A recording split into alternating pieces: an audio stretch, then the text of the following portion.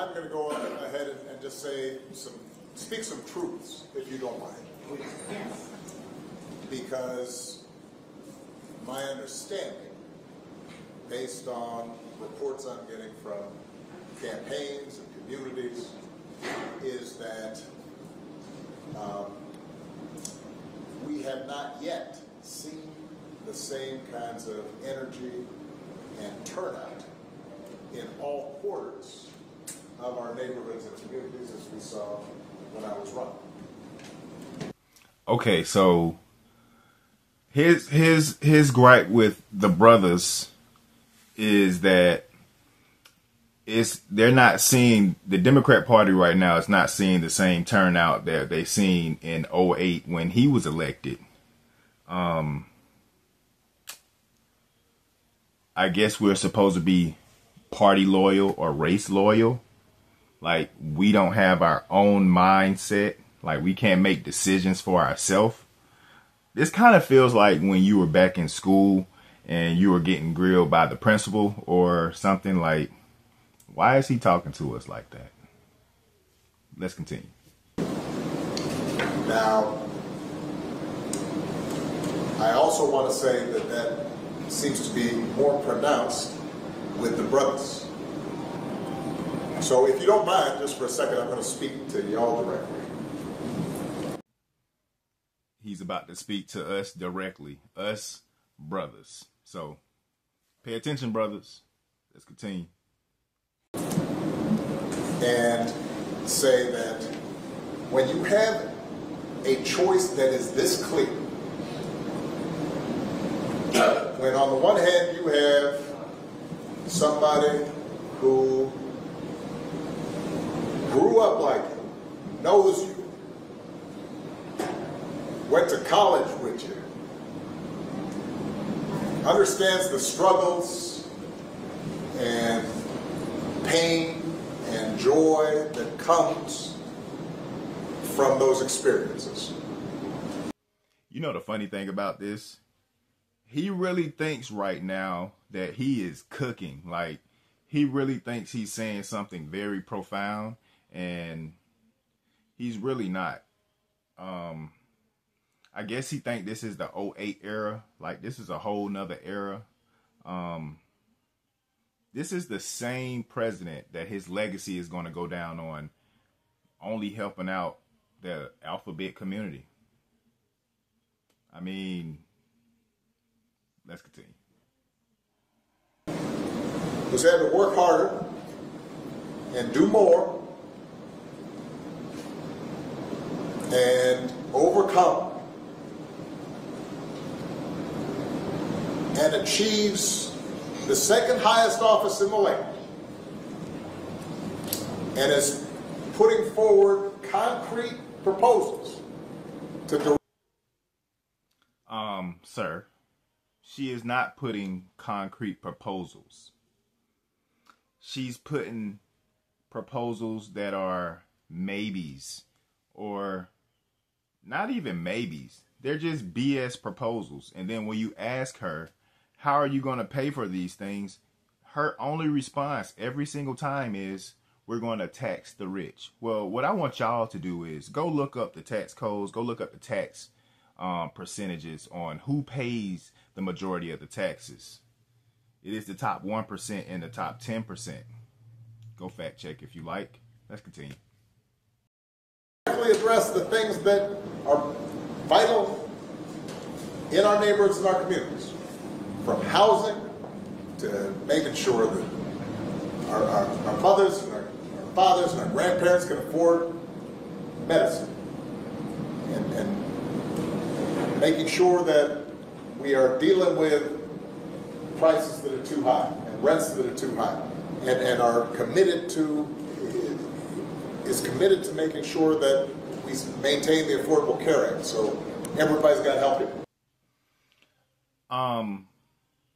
Does he not know that we do have a track record of her policies?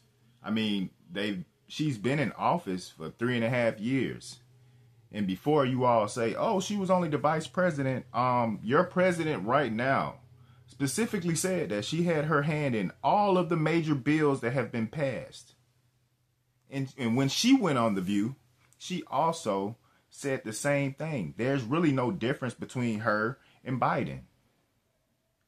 She agrees with everything he agrees with. They gave her a chance to separate herself from him, and she just doubled down. They're the same people. But let's continue. And cares about things like education and entrepreneurship in our neighborhoods. And that's on one side. And on the other side, you have someone who has consistently shown disregard, not just for the communities, but for you as a person. Okay, so I don't even know what to say to that. Let's just continue. I don't understand what people like, bro. These 2008 talking points running off of hope is not going to work anymore. We want real policies. We want real results. We're not looking for handouts. I don't know why the Democratic Party wants us to lean their way so much just because they want us to want handouts. No, we just want the opportunity to do for self. We just need the even if it was the Democrat Party or the Republican Party, just give us the opportunity. Just open up the doors. Just give opportunities to make us help ourselves. We don't need handouts.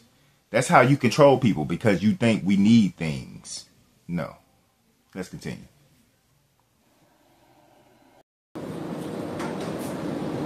And you're thinking about sitting out? I'm not. But, you know, Cousin Pookie might be. Not Pookie. Did he say Pookie? Come on, Obama. It's very similar to when Kamala just put on this fake Hispanic accent when she was talking to Hispanics, and this whole country accent when she was talking to Southerners. Come on now. Stop with the code switching. Let's continue. And you're coming up with all kinds of reasons and excuses.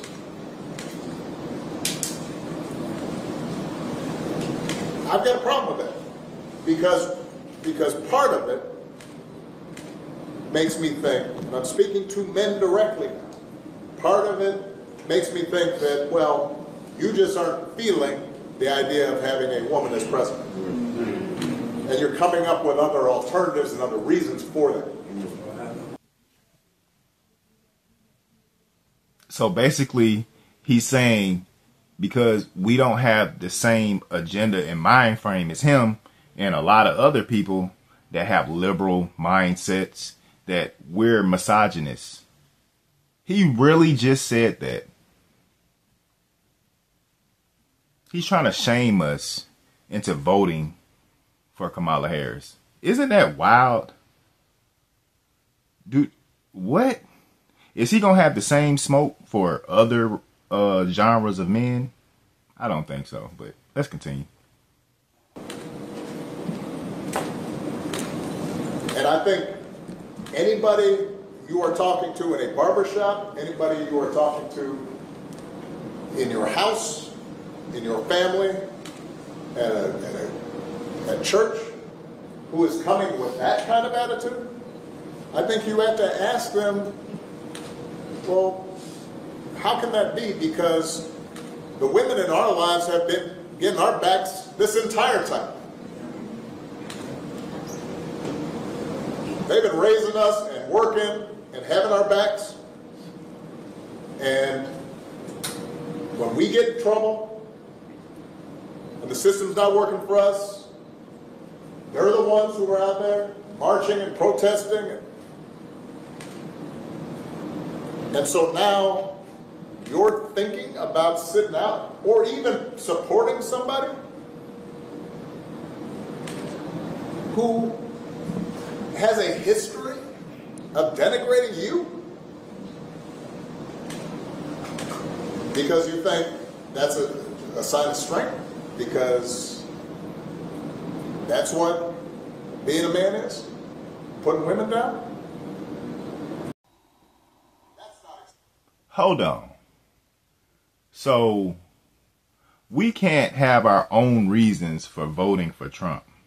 It has to be we're putting women down because we don't agree with Kamala Harris. Like, we didn't just have 3.5 years of experience with her. Like, the border hasn't been wide open for everybody to just fly on in, and they're funding all of these different wars. But we got problems here in America. America comes first. We want Americans first. We want someone that's going to put Americans first. We want masculinity back. We're tired of people attacking masculinity. They're trying to make you into little simps. That is what is crazy to me. Like, we have all of these things that's going on. This is actually disgusting to me. Like, and no opposing thoughts in the room. Everybody's just standing around. No one has anything to say. Like, I don't think the Democrats actually thought this out strategically, because I actually think this is going to blow up in their face. You don't talk to us like that. I don't know who you think you are. Like, when I talk to people on the streets and I talk about Obama, do you know what I hear? Oh, what did Obama do for us? Nothing. His legacy is going to lay on the laps of the LGBTQ community. Your legacy is the alphabet community. And it's crazy too, because the civil rights movement was hijacked by the feminist movement. And then the feminist movement is hijacked by the alphabet movement. Like, what is happening? What is going on in our country? What I want for y'all to do is become informed, do your own research, your own individual research. Don't be a sheep. Don't just go along because people want to play identity politics. We're way past that now. This is the most important election, and I want everybody to do their due diligence. Go do research, and let's make this happen. Trump 2024. Let's get it.